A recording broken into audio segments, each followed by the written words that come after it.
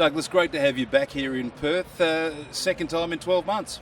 Yeah, it's fantastic. I had a really good experience 12 months ago, and I promised to come back, and I've delivered. It brings back a lot of memories of South Africa, where I grew up and how I lived, and I love the place. Let's talk about South Africa. Do you get to go home much? I don't as much as what I used to. Obviously, it was home for me, and I've sold up all my properties and my investments, and my children were born in Hong Kong, and we now go on holiday to Italy. I've got a property in Italy, and that's now home for us when I'm not racing. Family's still back in South Africa. I know Mum's still there. Is it hard having her there, despite the fact that you've got family there to look after her? For sure, it's hard not seeing her. I mean, we try and see her once a year. Either she'll come out to Italy for the summer or to Hong Kong for Christmas.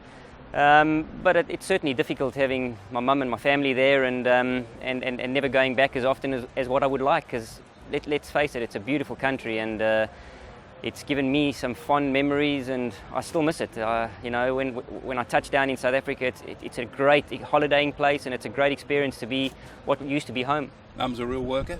Yeah, workaholic. She's getting on now, and should have retired a good 8 or 9 years ago. But I reckon the day she pulls the pin, probably she'll pull the pin. So yeah, it's better she chips away and keeps going, and she's up every day. She's a teacher, so she leaves home at 6:15 and gets home way after 5. But probably a good thing for her, keep her mentally and physically in shape. And takes a great interest in your riding? Oh yeah, probably too much, because I get picked on, and well, not picked on, but harassed if I don't SMS or fill her in with what's going on, and it's difficult for her sometimes to get on the web and watch it due to work. But yeah, she's wholeheartedly involved and very much with me. You mentioned 2 children, both born in Hong Kong. What sort of life, I suppose they know no different, but I know your daughter's going to boarding school in England. That must be tough for both you and your wife. Yeah, it was hard for my wife Nikki and I to make a decision. We didn't make the decision. My daughter made the decision, and she was pretty adamant and hard-headed that she wanted to go, and we had to support her. I left home and went to the academy at a similar age, and I knew what I wanted to do. She doesn't know what she wants to do with her future, but she knew what she wanted to do as far as her education went and her schooling went. And the beauty of the school that she's at in Somerset in the UK is that she gets to have her pony there, and she gets to ride him every single day and compete on weekends. And I've learned from a few wise horsemen that if you're a pony that's owned and looked after by an 11 to 18-year-old girl, you're going to be pampered and spoilt, and that's what he's getting at the moment. But it's keeping her enjoying it and on the straight and narrow. What about your son? Are they poles apart, the boy and the girl? Yeah, and how? She's the competitive, horsey person, and he's the more laid-back, sporty guy. He's only just turned 11, but he's doing well in school, and he's into his soccer and rugby and those sorts of things. But riding's not his number one, and it's not his be-all. He rides once a week, but if he had to miss it for some particular reason, it wouldn't be the be-all and end-all. What sort of interest does he show in you as a champion jockey? Well, he certainly knows on when race day is around, and he'll come down to the track and jump on the fence and say hi or wish me good luck or so forth.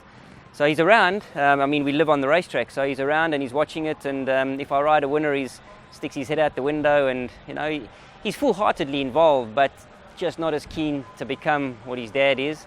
And I'll never push him. I'm very happy for him to find a passion elsewhere, because I know what it takes in order to be on top of the game. What does it take for Douglas Whyte? Obviously, 13 premierships in Hong Kong. It's a magnificent achievement.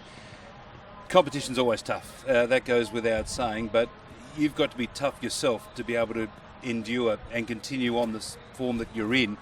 How much work does Douglas Whyte put in each week? What's a regular day? It's a lot of work, but I'm of the opinion you're only as good as your last winner. So the harder you work, the luckier you get. So I've been told, and I'm a workaholic, and I've never shied away from a good day's work.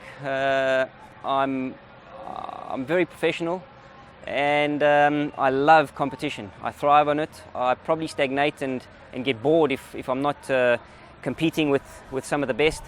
So for me, being in Hong Kong, it's kept me going longer, because you've got to be on top of your game every single day, not only on race day, but every single day. And there's no room for error. It's very unforgiving. It keeps me sharp, alert.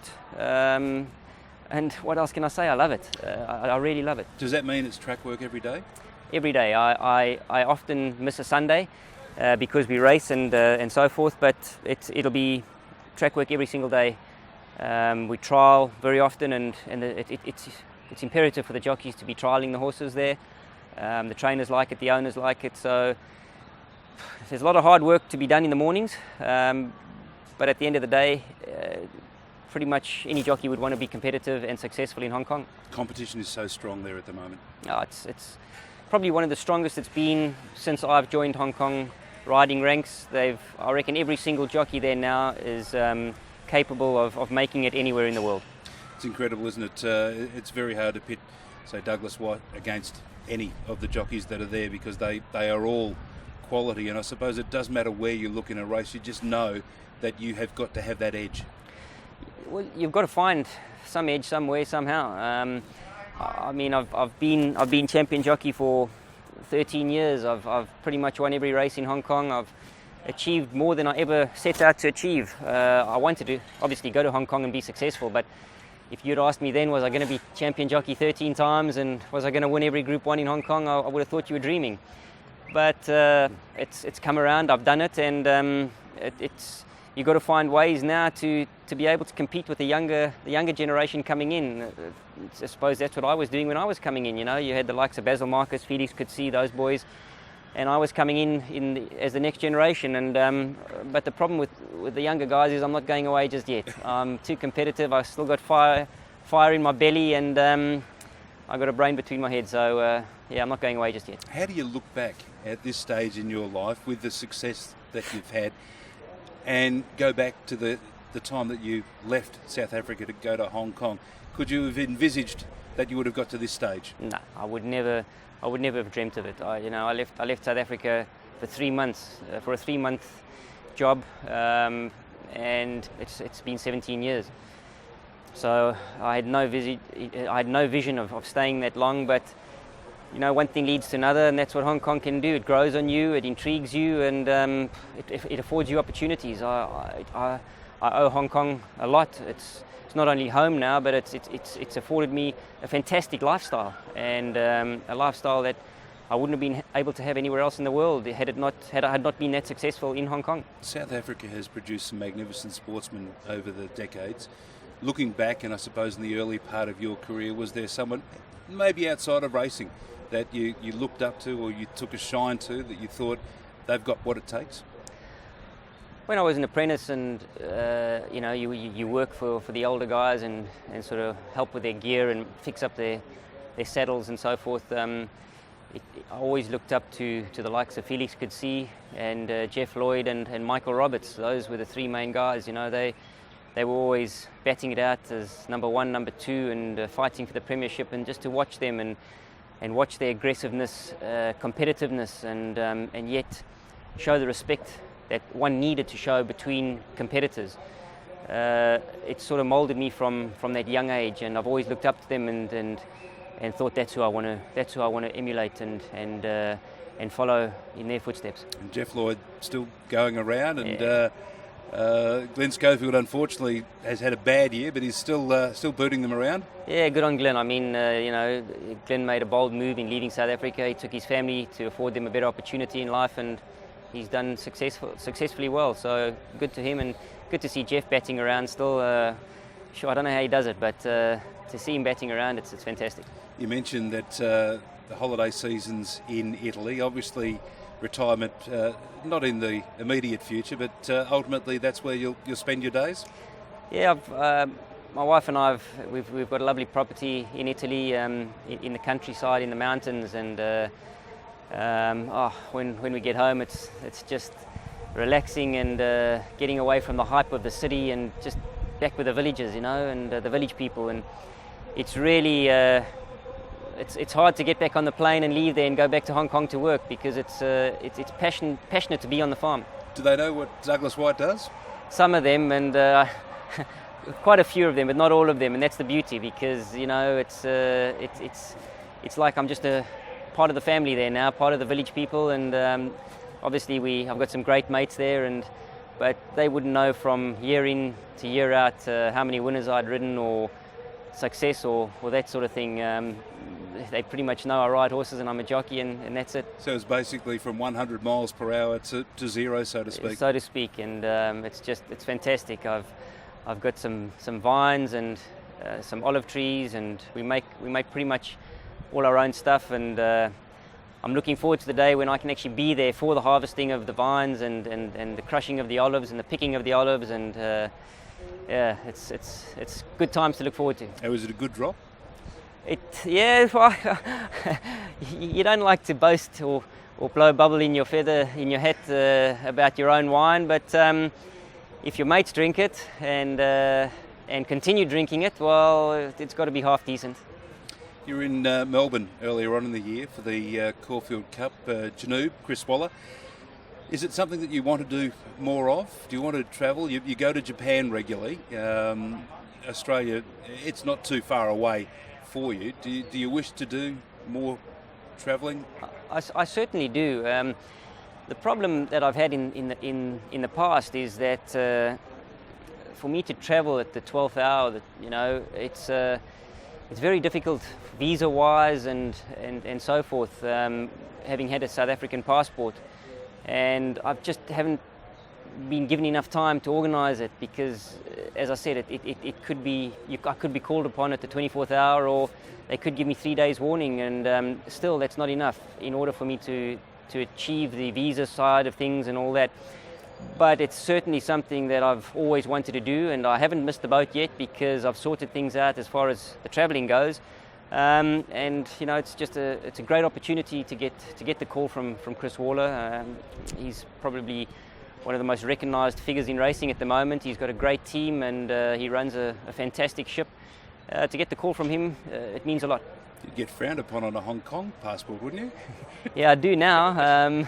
I do get frowned upon. They sort of look at me and back at the passport and back at that. But you know what? It doesn't matter as long as it gets me where I have to go.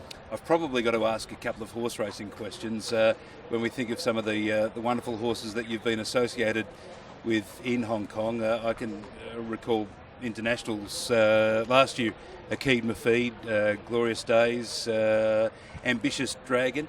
Is there a horse? We go back the time that you've spent in Hong Kong. Is there a favourite horse?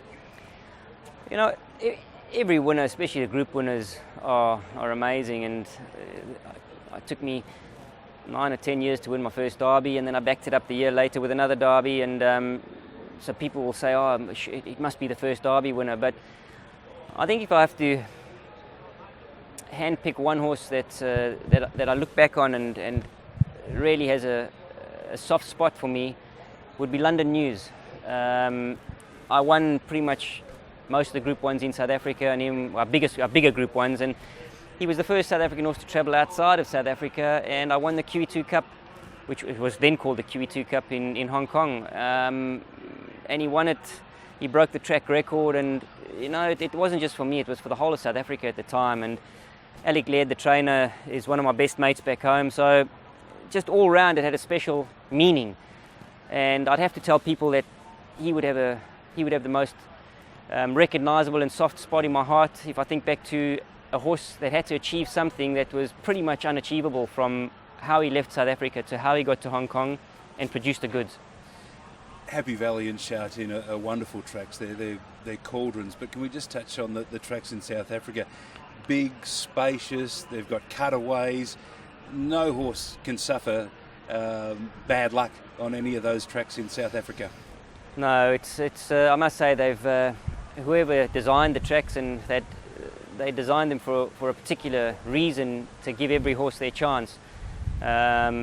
You've got long run-ins, as you say. You've got the cut-back rails, and you generally don't find hard luck stories unless there's interference in the last 200 or 300. But generally, every horse gets its chance, and it's lovely to race like that. That you don't have to jump out from barrier 1 and for 3/4 of the race worry about trying to get off the rail because you're going to get blocked in. You can use barrier 1 and ride a race and ride barrier 1. So yeah, they've got some beautiful tracks and tracks that are very fair. Sha Tin or Happy Valley, what's your favourite?